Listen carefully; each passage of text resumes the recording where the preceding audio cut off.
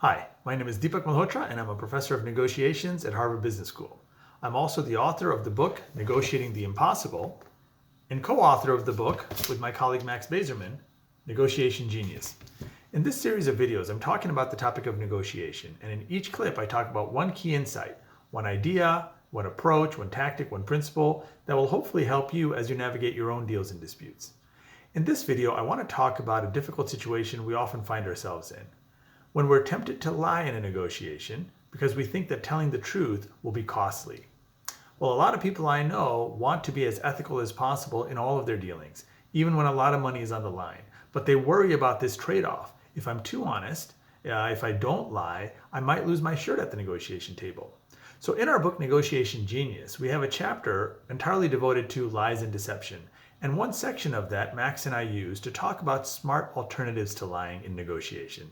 Things that you can do when you're tempted to lie, but you know it would go against your ethical standards. You don't want to say anything that's untrue, but you also want to make sure you're protected financially or strategically in the negotiation.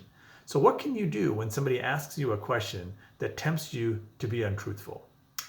First option, instead of answering the question they've asked, offer to answer a related question that would maybe be of some value to you, and to do it openly and honestly. So for example, if somebody asks you, how much does it cost to make this product that you're selling? And you don't want to reveal that because you think if you reveal that information, they're going to use it against you in the negotiation by offering you the least amount of money possible.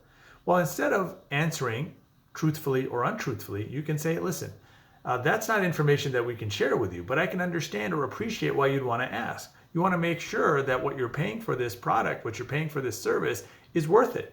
So instead of telling you what the cost structure is, which I can't reveal, how about instead I tell you a little bit more about how we make these products and what kind of quality standards we have and what the process for this is. And hopefully that gives you the comfort you're looking for.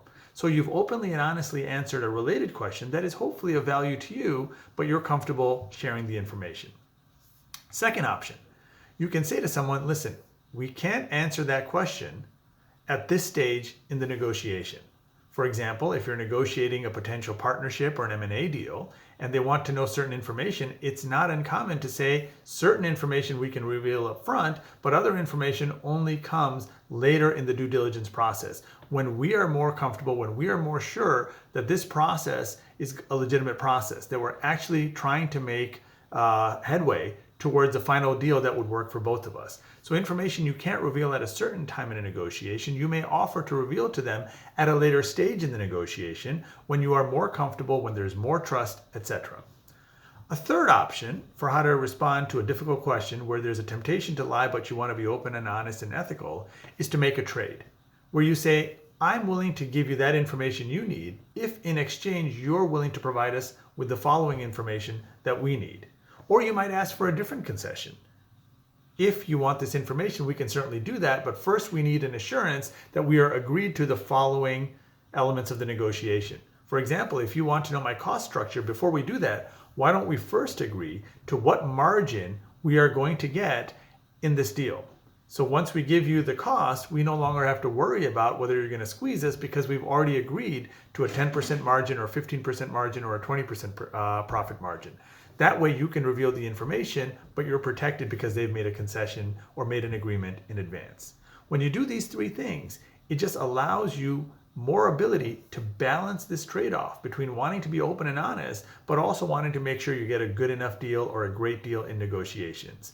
When you offer to openly and honestly answer a different question that perhaps is not ideally what they want to know about, but is of some value to them, when you tell them that you can provide the information at a later stage in the negotiation, or when you can ask for something in return, all of these are ways to make sure that you're open, honest, ethical, but without losing value in the negotiation. Good luck.